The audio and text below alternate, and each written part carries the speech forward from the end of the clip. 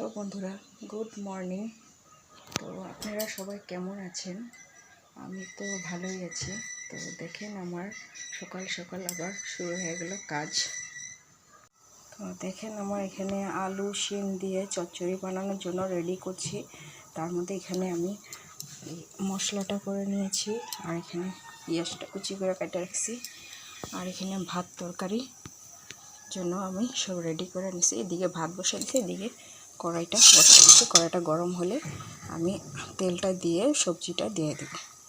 তো কড়াইটা গরম হওয়ার পরে কালি জিরা আর পেঁয়াজ সম্বার দিয়ে তারপরে সবজিটা আমি দিয়ে দিলাম। দেওয়ার পরে তারপরে হলুদ আর লবণ আর একটু চিনি দিয়ে শিম আলুটা ভাজা ভাজা করে তারপরে সরষা বাটা আর দিয়ে একটু টমেটো দিছি আর দিয়ে তারপরে মাখা মাখা করে এদিকে আবার দেখেন আমার ভাতটা উতলানো উঠে গেছে। তো আমার ঝোল দেওয়া হয়ে গেলো আবার সবজিতে। তো আমার বেশিটাই ক্লিক নেওয়া হয়নি। এটা আমার কালকে রাত্রে রান্না চিকেন কষাটা। তো আমি ধনিয়া পাতা দিয়ে চিকেন কষা বানাইছি। তো আমি বেশি মশলাটা দিই না, ধনিয়া পাতা বাটাটাই বেশি আছে আমার। তো এটা রাত্রে বানানো, রাত্রে ক্লিপটা। তো গরম জল কইরা মাংসটা কষাই আমি ঝোল দিয়ে দিলাম।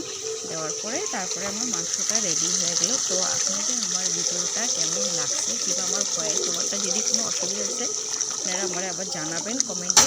তো আমার ভয়েসে অনেক প্রবলেম হতেই পারে। তো আবার নেক্সট ভিডিওতে দেখা হবে আপনাদের সাথে। বাই।